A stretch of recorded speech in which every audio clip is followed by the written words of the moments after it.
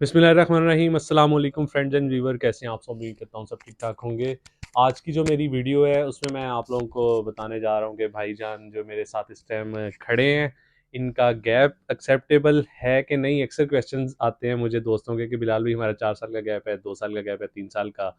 तो आज ये भाई का कितने साल का गैप है आप लोगों को सरप्राइज जो है ना इस वीडियो में मिलेगा। और ये आज शुक्र अल्हम्दुलिल्लाह यहाँ पे नॉर्थ साइप्रस में पहुँच गए हैं। इनके साथ एक और फुरकान भाई भी हैं, आज उनसे भी थोड़ी सी हम क्वेश्चनिंग करते हैं कि यहाँ पे इनको पहुँचने में कोई इशू तो नहीं आया। शुक्र अल्हम्दुलिल्लाह इन्होंने मतलब प्रोसेस करवाया मेरे से, एंड शुक्र अल्हम्दुलिल्लाह ये आज तीनों भाई यहाँ पे सक्सेसफुली पहुँच गए हैं। और किस यूनिवर्सिटी में इन्होंने प्रोसेस करवाया सारा इस वीडियो में आप लोगों को बताने जा रहा हूँ। तो करना क्या, आप लोगों ने चैनल को सब्सक्राइब करना है, वीडियो को लाइक करना है और नीचे कमेंट करना है और शेयर करना है उन फ्रेंड्स तक जो कि नॉर्थ साइप्रस में किस यूनिवर्सिटी में आ रहे हैं, ये भाई बताएंगे। तो चले स्टार्ट करते हैं आज का टॉपिक।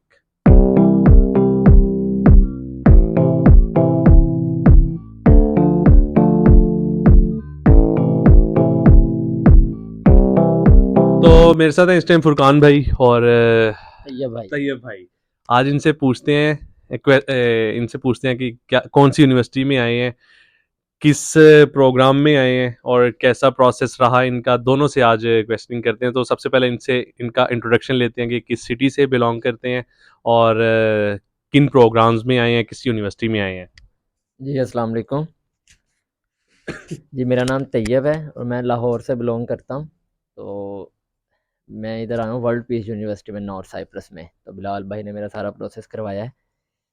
तो असल में वीडियो बनाने का मकसद है आपको ना स्टडी गैप के बारे में बताना। मेरा स्टडी गैप है 12-13 साल का। मेरी लास्ट जो एजुकेशन है वो बैचलर है, BA simple BA Punjab university से मैंने किया है। वो 2012 का है।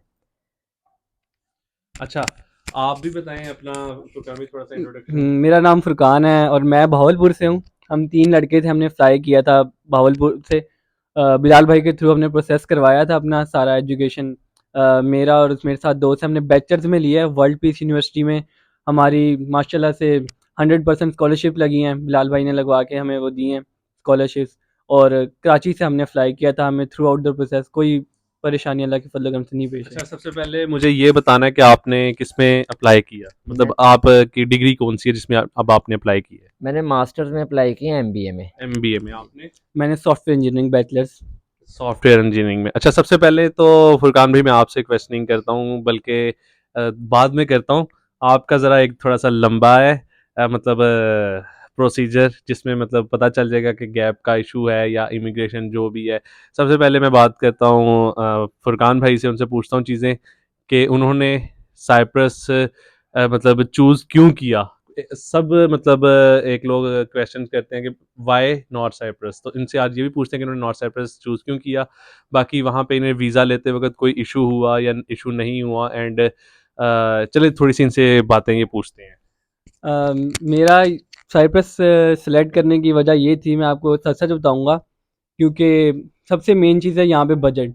क्योंकि अब जितना मेरे पास बजट था उसके हिसाब से मैंने अपने लिए बेस्ट कंट्री यही चूज़ किया जो कि मेरे उसमें था, जो भी मेरा बजट था। बाकी वीज़ा के जो बात करें, जो नॉर्थ साइप्रस का वीज़ा इस्लामाबाद में जब मेरा लगा, मेरा पहली ट्राई में ही लग गया था वीज़ा ना। स्टूडेंट्स के होते हैं काफ़ी चक्कर लगे हैं, अभी आपको पता चलेगा तैयब भाई का भी। क्या कहते हैं, मेरा पहली बारी में अल्लाह का शुक्र है लग गया था वीज़ा। ये सीन था। उसमें कोई वीज़ा लगने में कोई प्रॉब्लम या फिर एयरपोर्ट पे आपको कोई प्रॉब्लम। नहीं, क्या कहते हैं, हाँ, बाकी कहीं तो हुई नहीं, लेकिन हमें अपने ही मुल्क में कराची में हमें काफ़ी उन्होंने तंग किया। हाँ, वो फिर आगे उनसे पूछते हैं। हाँ। वो कुछ पेंडिंग इनसे भी पूछते हैं ना चीज़ें। अच्छा, ये थे मतलब फुरकान भाई का मतलब एडमिशन प्रोसेस हो गया वेरी इजी, ने बहुत इजीली वीज़ा मिल गया। अब एक बंदा है जिसे बड़ी इजीली वीज़ा मिल गया, एक जो है उसे हाँ जी। बहुत ज़रा स्ट्रगल करनी पड़ी। अब उनसे जो है ना सारी स्टोरी फुरकान भाई से पूछते हैं, सॉरी तैयब भाई से पूछते हैं कि क्या क्या इनको प्रॉब्लम्स आई। तो ये भाई आपने सारी प्रॉब्लम जो है ना अब आपने ही बतानी है कि आपको एम्बेसी में चक्कर लगे, क्यों लगे, और बाद में इमिग्रेशन पे जो जो इश्यूज हुए, बाद में यहाँ पे कोई आपसे इंटरव्यूज हुए, या जो चीज़ें अब आपने वो सारी स्टेप बाय स्टेप जो है ना शुरू करनी है अब जी आपने। ठीक है। जी पहले मैं आपको बताता हूँ कि मेरे डॉक्यूमेंटेशन जो हुई, मैंने अब एचईसी से अपना करवाया, आईबीसीसी से। वो तो सारा आपको पता ही है, सब लोग करवाते हैं, ठीक है, सिंपली या फीस पे करवा लें। तो उसके बाद जब मैं पहली दफ़ा गया एम्बेसी में, तो मेरा जो पहला इशू बना वो ये बना कि मेरा मिनिस्ट्री ऑफ फॉरेन अफेयर से जो मैंने बार कोड स्कैन वो टेस्ट हुए थे ना मेरे, वो स्कैन नहीं हो रहे थे। वो कोई खलील अहमद नाम का बंदा था, तो मेरा डाटा उसके पास शो हो रहा था और उसका मेरे पास शो हो रहा था। अच्छा अच्छा। वो इशू बन गया, तो मैं वापस गया, तो वो अपना ठीक करवा के लेके आया। तो यानी दूसरा इशू जो मेरा बना, तो ट्रांसक्रिप्ट ना वो किसी की भी नहीं चेक करते थे पहले, ठीक है, सिर्फ डिग्री चेक करते थे। तो उन्होंने मुझे कहा जी आप ना आपके ट्रांसक्रिप्ट जो है वो भी आप टेस्ट करवा के लेके आए, HEC से, IBCC से, सबसे, मेरी जो मैट्रिक की, इंटरमीडिएट की और मेरी BA की। तो फिर मैं वो करवा के लेके आया। तो तीसरी बार फिर मैं गया, तीसरी बार गया तो उन्होंने मुझे कहा जी कि आपका ना डाटा नहीं शो हो रहा है यूनिवर्सिटी का, तो आप अपनी यूनिवर्सिटी से कॉन्टैक्ट करें कि वो अपना डाटा भेजें। असल में मेरा जो अगस्त में मैंने अप्लाई किया था ना, अगस्त सेमेस्टर में, तो वो एम्बेसी की अपॉइंटमेंट नहीं आई थी, तो वो एक्सपायर हो गया था लेटर। तो मैंने अपना लेटर रीन्यू करवाया था, वो पिछला डाटा शो हो रहा था, तो जो रीन्यू करवाया था लेटर उसका डाटा नहीं शो हो रहा था। तो यूनिवर्सिटी को मेल की, यानी काफ़ी टाइम उसमें लग गया, कोई तकरीबन 10 दिन लग गए उसमें। तो उसके बाद फिर गया तो वो कहते जी अब आप ना अपॉइंटमेंट नहीं लेके आए। तो मेरा ये चौथा पांचवा चक्कर था जो वो लेके फिर पांचवी बार जब गया, तो तब मैं इंटरव्यू तक पहुंचा। तो फिर यानी 30 लड़के थे उस टाइम, उस दिन लड़के और लड़कियां मिला के ना 30 थे, तो सिर्फ मेरा एक अकेले का इंटरव्यू किया उन्होंने। अच्छा, ये तो बड़ी मजे की बात आपने बता दिया कि आपका इंटरव्यू हुआ। लेकिन जी एक और मजे की बात जो है पता चल गई। अब इंटरव्यू इनका क्या क्या हुआ, क्या क्वेश्चनिंग हुई, ये भी बड़ी मजे की बात है। इंटरव्यू बताना है जी, अब आपने। तकरीबन मेरा उन्होंने 10-15 मिनट इंटरव्यू किया मेरा। तो मैं गया हूँ, पहले अंदर गया इंटरव्यू, वो एक एम्बेसडर बैठा था, इनका तुर्का था वो। तो उसने पहले मुझसे इंट्रोडक्शन पूछा है, तो इंट्रोडक्शन बताया, तो उसने साथ ही मुझसे एक क्वेश्चन किया कि आप कौन सी डिग्री के लिए अप्लाई किया आपने। मैंने कहा MBA के लिए। कहता जी MBA के लिए क्यों अप्लाई किया। तो मैंने उन्हें बताया असल में मेरा जो स्टडी गैप था ना 10-12 साल का, तो हमारा अपना बिजनेस है, उसमें मैं मार्केटिंग के रिलेटेड ही मेरी फील्ड थी। तो मैं मेरे साथ एक्सपीरियंस लेटर लगाए हुए थे मैंने। तो अच्छा। मैंने उन्हें बताया कि मेरा जो फील्ड है 10 साल से, वो मैं मार्केटिंग की फील्ड से हूँ, तो मैंने इसलिए मेरे पास डिग्री नहीं है, ठीक है। तो मैं एक डिग्री के लिए, एक इंटरनेशनल डिग्री के लिए अप्लाई किया है मैंने, तो इसलिए मैंने मार्केटिंग एंड बिजनेस एडमिनिस्ट्रेशन वो चूज़ किया। कहता ठीक है एक्सपीरियंस लेटर दिखाओ। तो मेरी फाइल में लगे हुए थे, साथ उसके एक बंदा खड़ा था, उसने बताया जी कि ये पेज नंबर 3 पे एक्सपीरियंस लेटर है इनके। उसने वो चेक किए, तो वो शायद उसने वेरीफाई के लिए भेजे, उसने वो निकाल के ना उस बंदे को पकड़ा दिए। तो फिर उसने मुझसे पूछा साइप्रस क्यों। तो मैंने उन्हें बताया कि मेरा कज़न है साइप्रस में, तो मैं इसलिए साइप्रस जा रहा हूँ। तो पहले उन्होंने मेरे एक दो दोस्त और हैं, उन्होंने भी डिग्री ली थी, ठीक है, वो अच्छी जॉब पे लगे हुए हैं, तो मैं इसलिए साइप्रस जा रहा हूँ जी। कहते सही। ठीक है। फिर उन्होंने मुझसे पूछा कि किसके थ्रू आपने अप्लाई किया है। मैंने कहा जो मेरा कज़न है और जो दोस्त है उनके थ्रू, मैं उनकी हेल्प से कर रहा हूँ। वैसे मैंने डायरेक्ट यूनिवर्सिटी को मेल की थी, तो मैंने उन्हें बताया, मैंने कहा मेरे पास उनका सारा डाटा है, ईमेल वगैरह पड़ी हुई है। कहता ठीक है। तो उसके बाद जो मेन क्वेश्चन था जिसका मुझे, यानी मैंने उसकी ना प्रैक्टिस भी की थी, तैयारी भी की थी, जो सच्ची बात है। तो उन्होंने मुझसे पूछा आपका स्टडी गैप, आपका स्टडी गैप बहुत ज़्यादा है। वैसे मेरे पास जेन्युइन रीज़न थी, तो मैंने उन्हें वही बताई कि मैंने कहा जी मेरे पेरेंट्स की डेथ हो गई थी 2012 में, तो उसके बाद सारा पूरी फैमिली की जिम्मेदारी मुझ पे आई, तो मैंने काम स्टार्ट कर दिया। तो ये मैंने उन्हें सारा बताया कि मेरी ये रीज़न थी। ठीक तो है। कहता वो ठीक है, बस इतना पूछा उसने मुझसे, तकरीबन 10-12 मिनट वो मुझसे ये पूछता रहा। तो उसने तकरीबन मुझसे ये स्टडी गैप वाला जो क्वेश्चन है ना, कोई 8-9 बार किया होगा, यानी वर्डिंग चेंज करके। वर्डिंग चेंज करके। हाँ, और दूसरा उनका इशू ये आता है, वो बैठा काफ़ी फासले पे होता है, तो उनकी सही समझ भी नहीं आती, सही आप तक ना उनका नहीं, आवाज़ ही नहीं आवाज पहुंचती नहीं सही आ रही। तरह। तो बस वो क्लियर किया, तो थोड़ा सा था कि क्लियर हो जाएगा, क्योंकि मैंने उनके तकरीबन सारे क्वेश्चन के ना सही आंसर दिए थे। तो बाहर आया हूँ, तो 4-4:30 बजे उन्होंने वो वापस दिए डॉक्यूमेंट्स, तो तकरीबन, साथ ही यानी उन्होंने वो वीजा भी हाँ। आपको पकड़ा दिया। तो वो बस मैं बता नहीं सकता आपको वो कौन से वो लम्हात कौन से थे, क्योंकि मैं तो 5 बार जलील हो चुका था, और बार बार लाहौर से इस्लामाबाद आना जाना, और मुझे 102-103 पे बुखार था उस दिन, तो मौसम भी ठंडा था काफ़ी। वीजा मिलने के बाद बुखार ठीक हुआ। मैं कहता हूँ हर चीज़ ही ठीक हो गई। इसके बाद नेक्स्ट आपने फिर क्या प्रोसेस किया, टिकट कितने की हुई आपकी, और कराची इमिग्रेशन पे क्या उन्होंने डिस्टर्ब किया, ये भी थोड़ा सा बताएं। जी, इसके बाद मैं अनातोलिया गया लाहौर, तो वहाँ से मैंने ट्रांजिट वीज़ा अप्लाई किया। ठीक तो है। 85,000 उसकी फ़ीस थी, वो पे की। तकरीबन 3 दिन में मेरा लग के आ गया था वीज़ा। वैसे वो 14 डेज़ का टाइम देते हैं, लेकिन 3 दिन में वीज़ा आ गया था। उसके बाद टिकट के लिए अप्लाई किया, तो 1,88,000 में मेरा रिटर्न टिकट हुआ था। ठीक है, रिटर्न टिकट भी मस्ट है, मस्त है। ठीक है। रिटर्न टिकट हुआ है, तो कराची पहुँचे हैं। मेरा 24 तारीख की फ़्लाइट थी, तो कराची पहुँचे हैं कौन जी। सी एयरलाइन आपने चूज़ की? मैंने कतर एयरलाइन, कतर एयरलाइन, ठीक है। ठीक है। वो था कनेक्टिंग फ़्लाइट थी कतर से दोहा, दोहा से इस्तांबुल। मैं फिर बताता हूँ आपको आगे वो। वहाँ पे आए तो वो सारा सामान वगैरह चेकिंग करवा के जब FIA वालों के पास पहुँचे ना, ठीक है, जो पासपोर्ट कंट्रोल वाले हैं, तो उन्होंने थोड़ा सा इशू किया कि वो उन्होंने कहा जी FIA से ये अपना वीज़ा जो है ना वेरीफाई करवा के लेके आए। साथ ही काउंटर बने हुए हैं FIA के, वहाँ से उनके पास लिस्ट होती है, तो उन्होंने उधर से देख के ना हमारा वीज़ा वो स्टैम्प कर दिए। हम तीनों के वीज़े स्टैम्प कर दिए जी। उसके बाद वो ओरिजिनल वीज़ा नहीं दे रहे थे, ठीक है। हम 2 लड़कों के दे दिए, उन्होंने एक का ओरिजिनल वीज़ा नहीं दे रहे थे। वो कह रहे थे आप फ़ोटोकॉपी ले जाएँ, ओरिजिनल हम अपने पास रखेंगे। तो वो थोड़ा-सा उन्होंने किया मसला, तो फिर वो कतर एयरलाइन वाला एक बंदा आया, उसने वो हमें वीज़ा लेके दिया, क्योंकि हमने ज़िद की कि हमने इसके बगैर नहीं जाना, ओरिजिनल वीज़ा दें ताकि हमने आगे जाके उधर दिखाना है। तो उन्हें ये भी बताया कि अपनी तरफ से कि 1-2 लड़कों को ऐसे आपने भेजा है तो वो डिपोर्ट हो चुके हैं, ओरिजिनल वीज़ा मस्ट है उधर। तो उन्होंने दे दिया।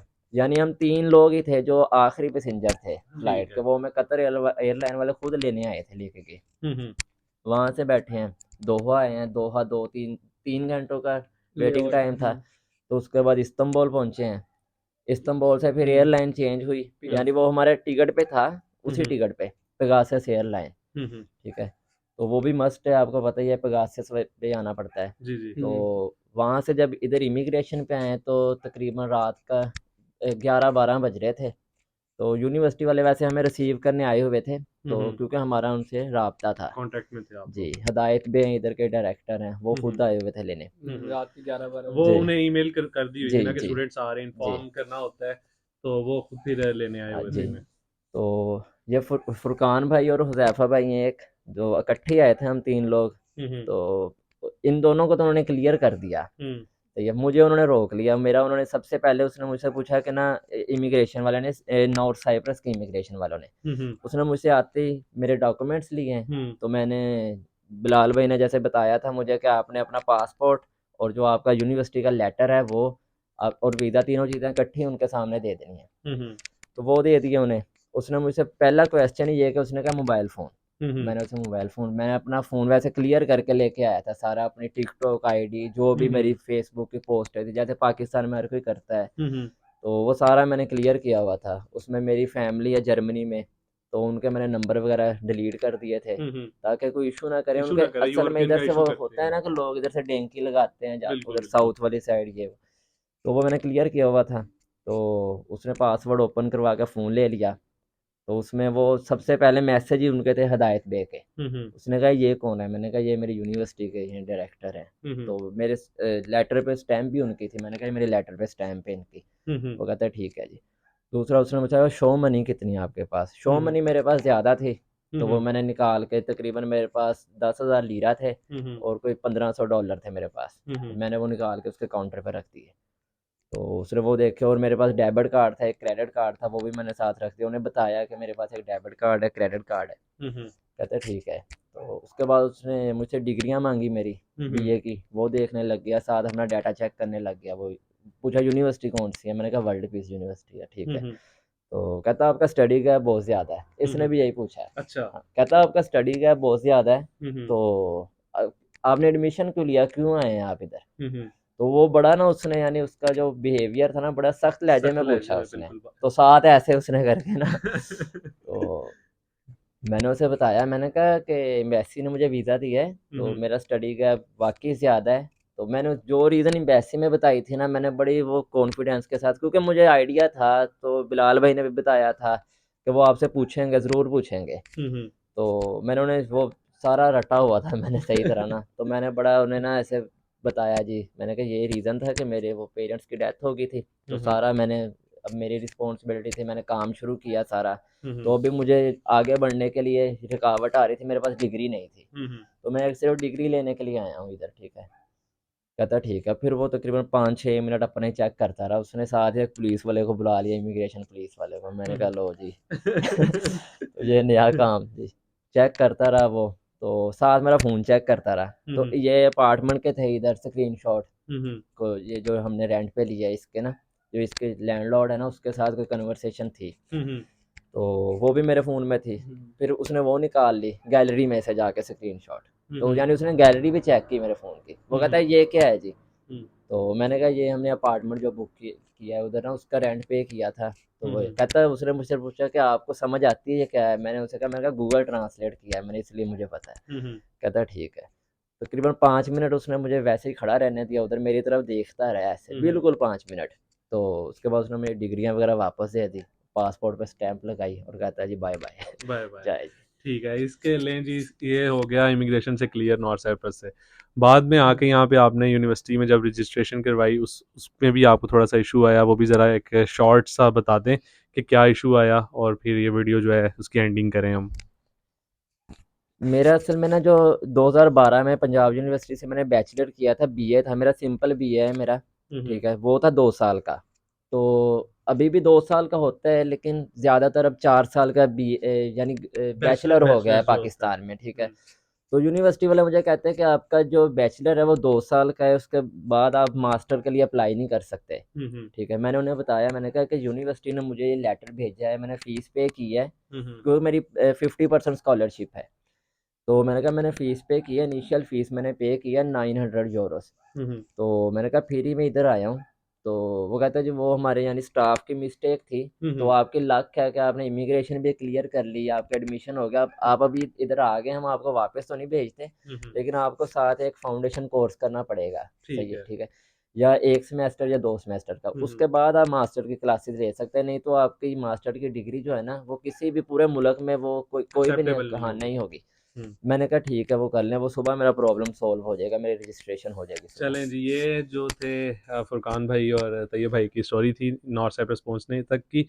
मैं अब आप लोगों से कुछ ये पूछना चाहता हूँ कि नॉर्थ साइप्रस की लाइफ में अभी तक आप लोगों का कैसा एक्सपीरियंस चल रहा है, कितना कितना टाइम हो गया आप लोगों को, इतने टाइम में आप लोगों ने यहाँ पे कोई चीज़ सीखने को मिली, कोई पॉजिटिव कुछ नेगेटिव, वो आप लोग ज़रा शेयर करें। पॉजिटिव नेगेटिव मैं हमें तकरीबन 15 दिन हो गए यहाँ आए हुए। तो जॉब तो जाहिर सी बात है हम पार्ट टाइम साथ साथ ढूंढ रहे हैं, हर शॉप्स पे जा रहे हैं। आप लोगों को एक प्लस पॉइंट मैं कहूँगा, हल्की फुल्की से तुर्किश सीख के आए हैं, आप लोगों को काफ़ी फ़ायदा होएगा उसका, अगर आपके पास फ्री टाइम है तो। बाकी ये है कि जब इंसान आ जाता है एक जगह, फिर स्ट्रगल तो उसको हर जगह पे करनी पड़ती है, चाहे वो नॉर्थ साइप्रस हो या यूरोप हो या अपना ही शहर क्यों ना हो, वो तो हर कहीं दिखने पड़ती हैं। बस आपने डिटरमाइंड रहना है, बिल्कुल हारना नहीं है आपने, बस ये है। जी, तैयब भाई आप कोई जी, शॉर्ट जैसे से। फुरकान भाई ने बताया कि ज़ुबान का इधर काफ़ी है, कि ज़ुबान ज़रूर सीख के आएँ इधर, ठीक है। आपको तुर्किश आती है तो आपके लिए कोई प्रॉब्लम भी नहीं है, क्योंकि इन लोगों को इंग्लिश नहीं आती, नहीं आती ठीक थी। है। तकरीबन 90% लोग इंग्लिश नहीं समझते, बोलते ही नहीं हैं। और दूसरी एक बात और है कि जब आप आते हैं इधर, आपकी ये रजिस्ट्रेशन प्रोसेस और एक स्टूडेंट वीज़ा अलग से फिर लगता है इधर। तो उसको तकरीबन 40 डेज़ का टाइम है, माइंड में रख के आएँ कि 40 दिन तक वो स्टूडेंट परमिट आपका बनेगा, परमिट कह लें या वीज़ा कह लें। क्योंकि हम जॉब के लिए गए हैं काफ़ी जगह पे, तो उन्होंने हमसे सबसे पहले यही पूछा है कि आपका स्टूडेंट वीज़ा लग गया है? हमने कहा नहीं, यानी उससे वो कहते हैं पेपर बन गए जी, नहीं बने जी अभी। तो यानी इतना इतना बजट अपना साथ लेके आए कि आप तकरीबन, हाँ, तकरीबन यानी आप 1 माह तक सर्वाइव कर लें, अगर आपकी जॉब ना भी लगे तो 1 माह तक आप अपना बजट अपने साथ रखें साथ खाने पीने लेके का। आए। वैसे ये इतना नहीं है, यानी एक्सपेंसिव सिटी नहीं है ये, ठीक है। पाकिस्तान की तरह ही है, काफ़ी चीज़ें प्राइसेस पाकिस्तान की तरह ही है मोस्टली ना चीज़ों की इधर। सही हो गया। तो आज की वीडियो में काफ़ी ज़्यादा आप लोगों को उम्मीद है कि इन्फॉर्मेशन मिली होगी। बाकी मैं यही कहना चाहूँगा कि नॉर्थ साइप्रस सब आप लोग ने खुद डिसाइड करना है कि आना है कि नहीं आना। और मेरी सर्विसेज जहाँ पे चाहिए हो, जो हेल्प चाहिए हो, आपको इंस्टाग्राम का लिंक नीचे डिस्क्रिप्शन में मिल जाएगा। और बिलाल भाई को और एक चीज़ और एंड जो है ना ए, आज का, वो आपने करना जी है। एंड का ये, मैं आप सबको रिकमेंड करूंगा कि बिलाल भाई से सर्विसेज लें, ठीक है। यानी अब पाकिस्तान में एक चीज़ बहुत ज़्यादा, स्कैम बहुत ज़्यादा है, ठीक है। हर बंदे एजेंट बना हुआ है, हर बंदा यानी लोगों के। मैंने इससे पहले दुबई के लिए अप्लाई किया तो मेरे साथ भी तकरीबन ना 60,000 का फ्रॉड हुआ था। सही है, वो तो अल्लाह का शुक्र है रिकवर हो गए थे। आप बिलाल भाई से आंखें बंद करके इन्हें फ़ीस दें, इनसे अपना सारा प्रोसेस करवाएँ, ठीक है? बिल्कुल आंखें बंद करके ट्रस्ट कर सकते हैं आप। Thank you so much, thank you so much. तो ये थी हमारी आज की वीडियो। उम्मीद करता हूँ कि आप लोगों को वीडियो पसंद आई होगी। बाकी हम तीनों को दुआओं में याद रखिएगा। नेक्स्ट किसी और अच्छी वीडियो में मिलेंगे, तब तक के लिए टेक केयर। अल्लाह हाफिज़।